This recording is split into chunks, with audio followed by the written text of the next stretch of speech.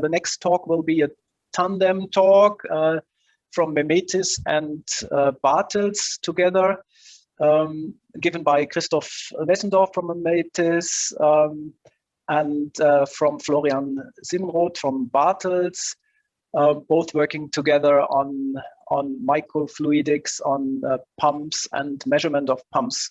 Yeah, thank you. Very warm welcome, summer welcome from Christoph and me.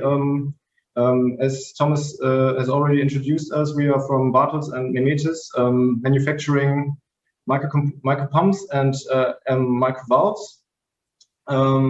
Just a quick explanation why we give that lecture mutually today is we both manufacture components that are quite complementary, so it's obvious to work together to find solutions together for microfluidic solutions together for the microfluidic society. And we want to give you a brief look on what we have been doing in the last few weeks or months that might give you a good impression of what can be done with active microfluidics. So the main question today that we would like to discuss within our presentation is what impact can miniaturizing active fluid control have, and what actually is necessary to realize such solutions in the field of point of care and pharmaceutical development. But before we go into microfluidic details, just a brief look at the current situation. The pandemic is not over yet. The good news is that we have low infection numbers, at least in Germany. 50% of the population have got their the first shot of the vaccination, and as I said before, summer is coming. That's great. The trouble is, autumn is coming as well afterwards. So, and we do not know anything about the immunity of those vaccines. And if there's one thing that we've learned in the pandemic is to be informed about the behavior in that pandemic situation might be quite reasonable. So what can we do to monitor the immunity status of the population quite reasonably and efficiently? And what can we do to decide in the end who really needs the third shot or the second shot for the revaccination, whose immunity status is really too low that is really necessary to be revaccinated. Our answer to that might be the point of care devices that are already on the market, but there is much space for more of those. We've got a best practice from Genspeed Biotech from Austria. They've already developed a microfluidic liquid handling control system, liquid handling system in the end. It rather depends on the microfluidic chip that is implemented into that system and its biology on it. But in the end, it is a universal liquid handling system for point of care. It already detects MRSA, COVID-19 antigens and antibodies. So this system would already be reasonable for monitoring the immunity status of the population, of the society. And those devices, those reusable, non-disposable devices that can be run by disposable parts like microfluidic chips with a certain biology on it, can be set up and installed everywhere around the society, like everything that can be imagined as general practitioners, pharmacies, lobbies of hotels, restaurants, maybe even, or bigger events. But how can we actually realize such solutions, and why aren't there any more systems like those of Genspeed? So maybe Christoph has got an answer to that question. Yeah, I might not have the answer, but that's something we want to dig a little deeper, which we want to discuss today. And I guess when we look at the question that Florian just raised, we see that over the last 20 years, there were different failure modes of microfluidics identified, or potential failure modes for industrialization identified. On one hand, I guess the technology was considered not not easily accessible, and therefore maybe the choice went more into the direction of conventional active fluidics, so what was easily available. On the other hand, maybe the technology, so again, speaking of active microfluidic control or fluidic control, was not considered scalable, or maybe products not robust enough or fully available. And I guess at least one of the big points was or is that know-how was not available. But we asked ourselves the question if this is actually the case today, and I mean, we cannot answer all these questions, but we want to dig a little deeper on the second point, so the scalability and availability of microfluidic products. And today, when we talk about microfluidics, and I guess we also did so in previous talks, we often refer to a microfluidic chip, basically the core of a microfluidic analysis, but of course also the devices around that. Nevertheless, the core of the analysis, the chip, is really in the focus of our interest. And the fluidic periphery, which is around that, which for illustration reasons, I put here on a picture on that slide, is still in general relatively large. It might be bulky even. It has relatively large volumes of reagents or samples inside often. It might also be relatively expensive, so meaning capital expenditure is large, and high energy or reagent consumption for these fluidic periphery might be large. And looking at basically this contrast of the microfluidic periphery, which I just characterized a little deeper, and the main benefits of microfluidics, which is low operational cost, small volume, small channels, or resource saving operation, we see that actually not all of these benefits really reach the point of care or reach the end user in the end. We cannot really leverage these advantages of microfluidics.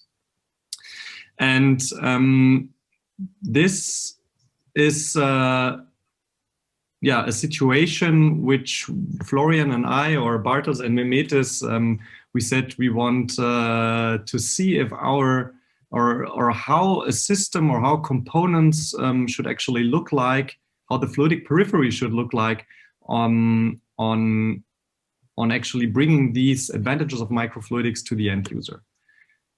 And here we said it's should be relatively easy from a theoretical point of view. We would need active components that enable automation, that somehow I would say are low in weight and small in size. And as we heard before also from the colleague of Fluigent, they should be able to be battery powered, so they would need a low energy consumption level in order to basically create a fluidic system that can really leverage the advantages of microfluidics. And I guess we would all agree that this would be pretty neat, but we asked the question then, what is actually holding us back? And if in essence, we figured out that all of these components to realize an active fluidic control system or active microfluidic control system are already available. So there are micro pumps based on piezo technology. There are ultra compact valves with different kind of actuation technology. In our case, shape memory alloy actuation. There are fluidic chips that are already produced in the thousands or large numbers. So there's a lot of experience here, and there are also pressure and flow sensors, and coin size, I would say. And all these components are actually ready to be used and to leverage the outlined benefits of an active system to be used at the point of care. And this is not just a theoretical availability. And I guess the fact that Florian and I are here today to present Bartels and memetis products also together, and listing here also products from Microfluidic Chip Shop and Sensirion, you're also participating, shows that this is actually going well beyond products being available. So, but maybe the current challenge in this case is to actually combine these components and not just the general availability. And for this, we can say not really, because we can happily demonstrate that all of these outlight components are not only available, but they are also ready to be integrated into a customer-specific system. And to demonstrate this, we took components from 4 companies, all present here today. And we see that with these off-the-shelf components, we were able to realize a system in the overall size of 96 well plate that has, for example, a hand-ring frame of the Microfluidic Chip Shop, the chips from Microfluidic Chip Shop, flow sensors, the SLF3 used from Sensirion, or the Bartels Micropump MP6. We used single tanks from the Microfluidic Chip Shop, bistable valves, normally closed valves from memetis, and also a smart controller for everything, and built basically a fully functional, relatively powerful fluidic system, I would say, in a very small installation place. But now the big question is actually, what can we do with this fluidic system? And what is basically the thing that we are enabling with such a fluidic system? Correct. Especially to show you or to prove that this system already really works. And it's not just, let's say, photoshopped or so, as in the picture that Christoph has shown. This developed system really does what it should do. We have a flow controller consisting of our micropump, the MP6, and a thermal flow sensor from Sensirion that is able to dose from the single tanks from Chip Shop into a microfluidic chip from Chip Shop, with a certain flow rate that can already been controlled via a user interface, via Bluetooth. So that flow control that you see in that handling frame from Chip Shop is already accessible via Bluetooth with a user interface. We have the two-way valves from memetis addressing several reservoirs, and there was even the possibility that memetis has developed logic combination of 4 two-way valves to enable our micropump, which is unidirectional, to have a flow reversal, which is shown in the right bottom corner. Just to give you an impression on our workflow, we simply sketched that idea within an online meeting within 15 minutes or so. Then the 4 companies or the 3 companies would have sent the parts to our lab, and we plugged this system together within, let's say, half an hour. So to give you an impression of time, combining those microfluidic components can be very fast, as they are really available and functioning. So this was quite easy actually, and the size benefit is obvious, as it is in the size range of a 96 well plate format or less than a DIN A4 sheet. So and still adaptable and customizable. So you can plug those components together as you want and realize whatever you want. So that can have a high impact, a big impact. Let's have a look at the strongest benefits. We can set up systems that are smart and active, so we can have a fully automated process that can be controlled, wireless and whatever, and can already and only consumes a small amount of power, as all the components can be powered by a battery. The fact that we are utilizing microfluidic components leads to the circumstances that we only have a small amount of liquid that is necessary. So we can really save reagents, and we can implement all the components on a very small footprint. In addition, we are already in a quite low cost range. So the system that you have seen on the picture, on the videos, would only cost a few €100 if you buy only one component of these. So, and it can have a much lower price if you increase volume for several devices, for several products, or a bigger amount of products. A quick advertise slide for our specific components. Our micropump MP6 has got a wide range of fluidic performance.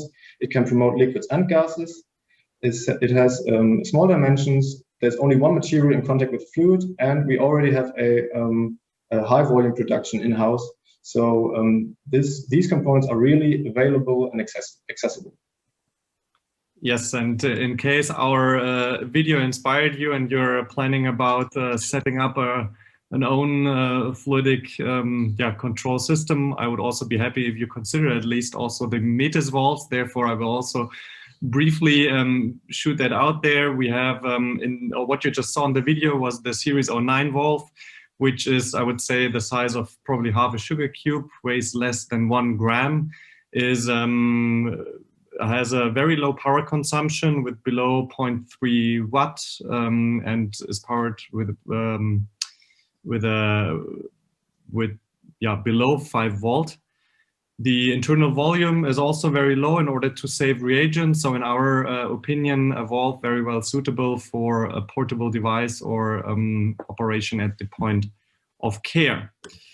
And yeah, finally, it was a pleasure for us to present our products here. We are now available, of course, for questions. And by the way, we both have, so not Florian and myself, but Bartels and memetis, a very great LinkedIn presences. So if you want to stay up to date or get more information on what we are doing, follow us on LinkedIn. There's always something to explore, and just in order to make sure you stay up to date. Thanks a lot.